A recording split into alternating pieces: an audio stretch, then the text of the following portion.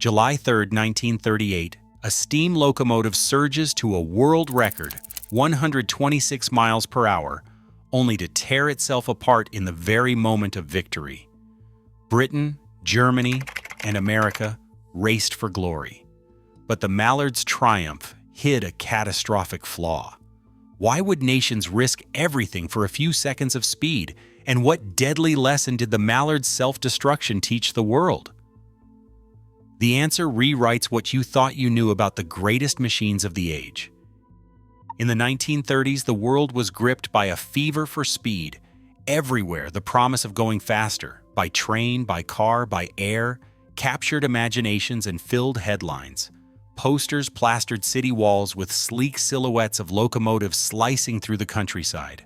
Radio announcers counted down the minutes to the next record attempt, their voices crackling with excitement as crowds pressed around loudspeakers in public squares. Newsreels rolled in cinemas, showing engineers in oil-stained overalls beside gleaming engines, while children traded railway cards and dreamed of driving the next great machine. Railway companies poured money into advertising campaigns, each promising the swiftest journey yet. Slogans like "Speed means progress" and "Britain leads the world" echoed from billboards and the backs of matchboxes.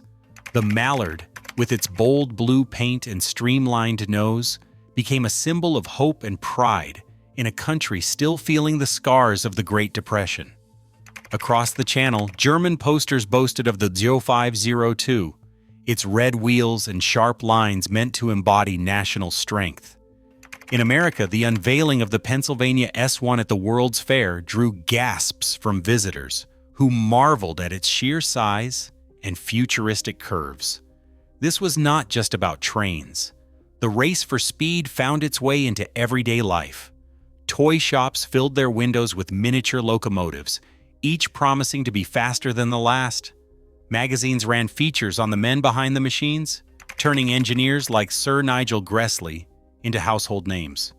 Children sent letters to railway offices, asking for autographs and technical drawings. Even the daily commute became a stage for rivalry, as passengers compared timetables and bragged about the fastest route between London and Edinburgh. The spectacle of speed drew people together. On the day of a record attempt, crowds lined the tracks, waving flags and cheering as the locomotive thundered by. Newspapers published special editions with dramatic headlines: "New World Record" or "Britain's Iron Horse Triumphs." In smoky pubs and bustling cafes, debates raged over which nation would break the next barrier. The Mallard's run became a topic of conversation everywhere, from factory floors to Parliament. Underneath the excitement, a quiet obsession built. Railway executives felt the weight of public expectation, knowing that each new record brought not just glory, but scrutiny. Engineers worked late into the night, poring over blueprints and test results, aware that a single failure could turn triumph into disaster. The world wanted speed, and it wanted it now. This cultural obsession set the stage for decisions that would push machines and the people who built them right to the edge. Britain, Germany, and the United States each threw their best minds and deepest pockets into the race for railway supremacy. In England, the London and Northeastern Railway recruited Sir Nigel Gresley to lead their charge.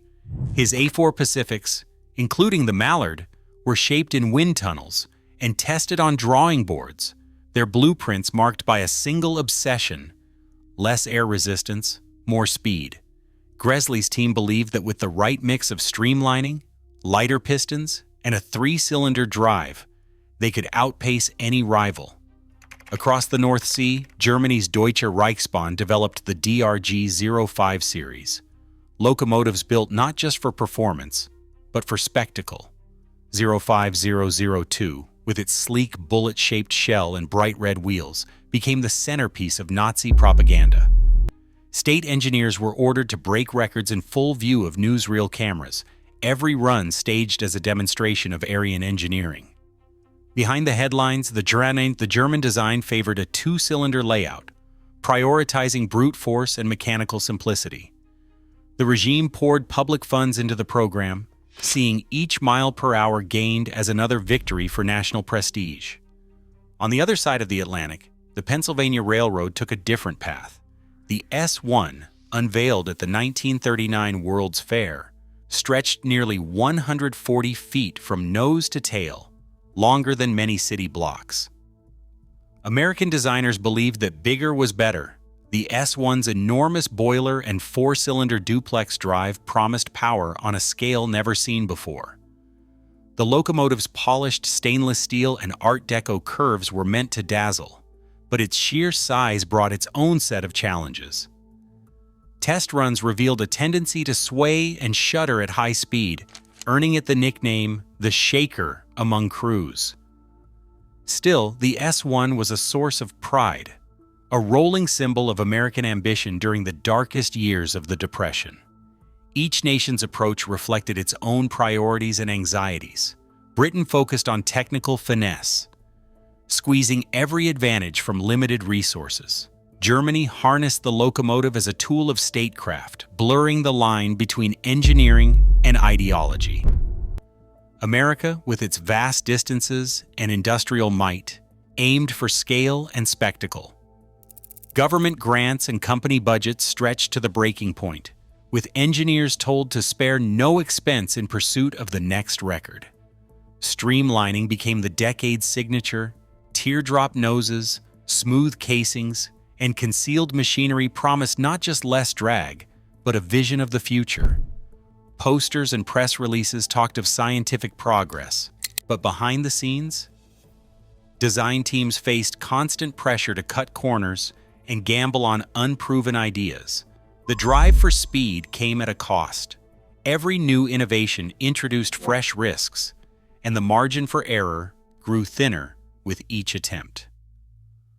What united these programs was a willingness to gamble with million-pound machines and the reputations of entire nations. The Mallard, the 05002, and the S1 were more than trains. They were proof that a country could shape the future with steel, sweat, and nerve.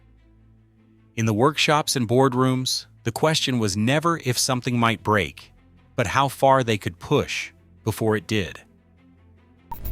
Stoke Bank stretches south of Grantham, a gentle downhill grade built into the English countryside, and on July 3, 1938, it became the proving ground for the world's fastest steam locomotive.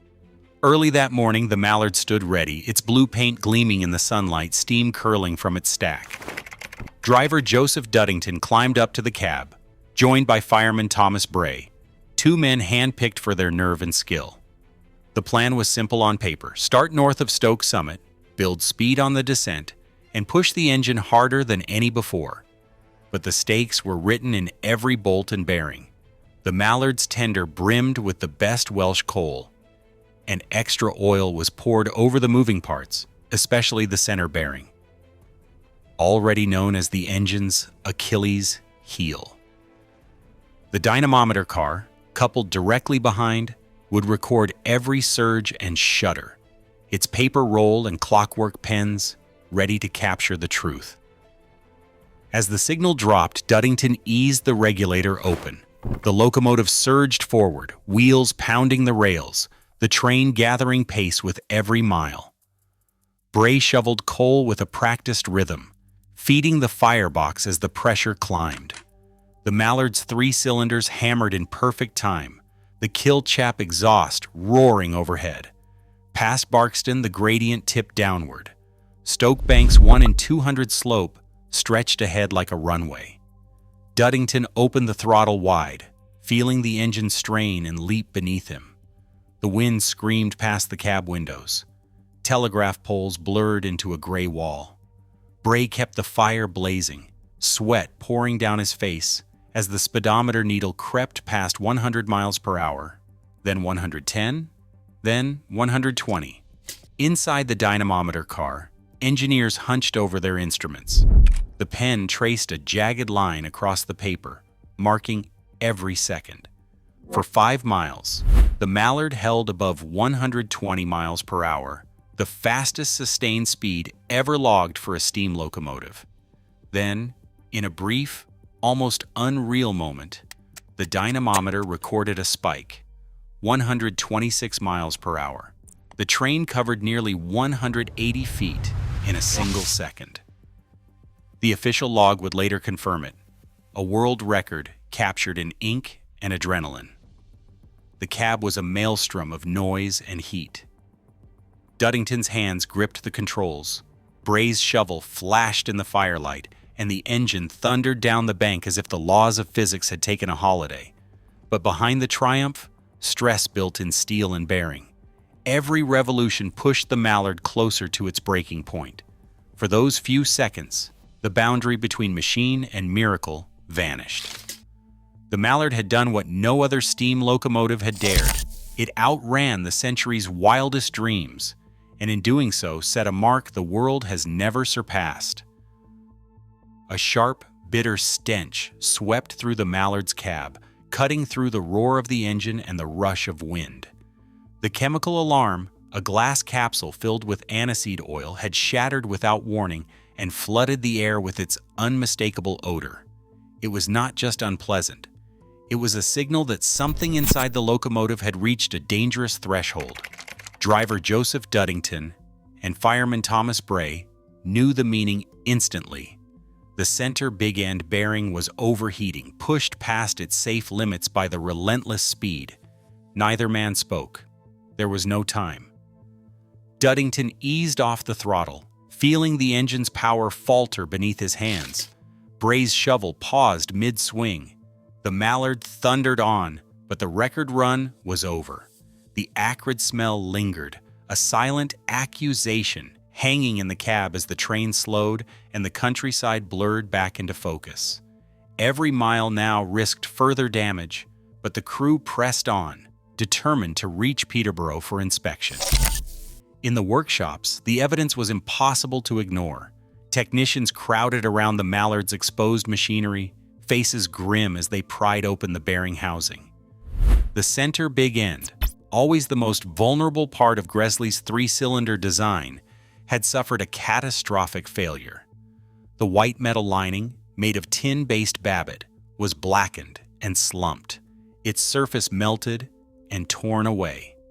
Where there should have been a smooth, silvery film, there was now only scorched alloy and streaks of burnt oil.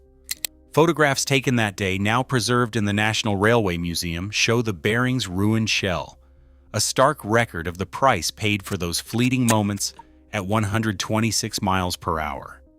Workshop logs from July 3, 1938 describe the damage in forensic detail.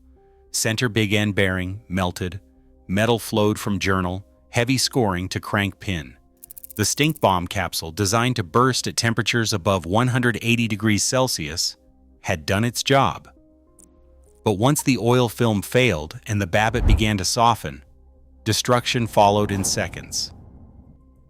The mechanics remetaled the bearing, scraping away what remained of the original lining and pouring fresh alloy into the shell. It was a routine they knew well.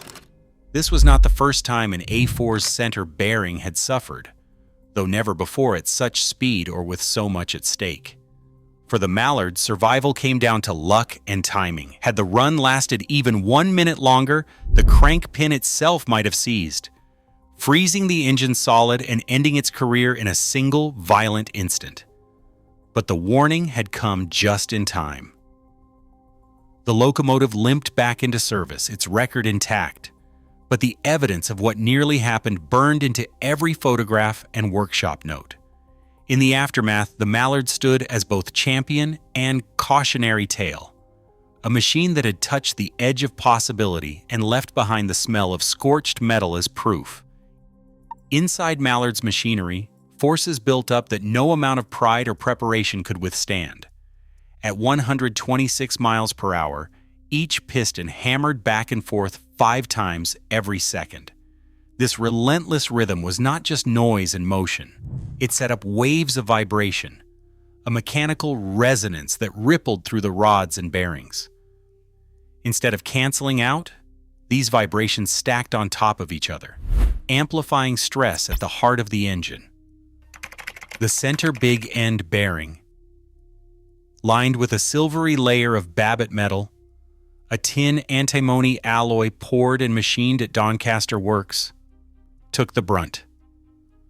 Under normal express running, the bearing stayed cool, cushioned by a thin oil film. But as speed climbed, so did the heat. The oil, meant to separate metal from metal, thinned and lost its grip. Once the temperature passed 65 degrees Celsius, the Babbitt began to soften. The stink bomb alarm was designed to burst just above this point, flooding the cab with warning. But warning was all it could give. In the seconds that followed, the oil film broke down completely. Metal scraped against metal, friction spiked, and the bearing's white metal lining started to flow like wax under a candle flame. Engineers later found the Babbitt blackened and slumped, its structure ruined. Hydrodynamic lubrication had failed, one of the oldest dangers in high-speed engineering. Gresley's design, with its inside cylinder and conjugated valve gear, concentrated punishment, right where the Mallard was weakest. Metallurgy, physics, and ambition collided in those final moments. On Stoke Bank, the world's fastest locomotive had become a case study in what happens when the limits of metal, oil, and motion are all tested at once. Mallard's race against physics was not unique. Across the Atlantic, the Pennsylvania Railroad's S1 promised to be the future of American steam. Stretching nearly 140 feet, the S1 dwarfed most city blocks and boasted a 4-cylinder duplex drive. Yet speed brought its own punishment. Crews who worked the S1 soon gave it a nickname, the Shaker. At 100 miles per hour and above, the cab floor would vibrate so violently that wrenches and oil cans danced across the steel plates. One fireman recalled watching his lunchbox rattle off the bench and clatter into a corner as the locomotive thundered down the track. The S1's size and power meant to conquer the rails, instead made it almost uncontrollable at high speed, and chronic instability forced its early retirement. In Germany, the 05002 became the centerpiece of state propaganda. Newsreels showed the locomotive streaking across the countryside. Crew uniforms spotless, machinery gleaming. But the reality was hidden in maintenance records. After each record attempt, engineers logged urgent repairs, bearings that ran hot, axles checked for cracks, and wheels pulled for inspection. The gap between public glory and mechanical struggle was wide. Behind closed doors, the 05002 was as fragile as any rival, its triumphs lasting only as long as the next emergency overhaul. No matter the country, the pattern was clear. Steam locomotives pushed to their limits confronted the same wall, the physical properties of metal, oil, and motion. National pride, propaganda, and engineering genius could not rewrite the laws of physics. Whether in British blue, German red, or American chrome, every record-setting engine paid the same price for speed. Today, the Mallard stands silent, but technological ambition moves faster than ever. As engineers chase new records in AI, space travel, and high-speed rail, material limits and physical laws still draw the final line. Every breakthrough risks. Repeating the same old lesson, progress demands respect for consequences. The real race is not just for speed, it is for wisdom to know when to stop. What do you think? Have we learned enough?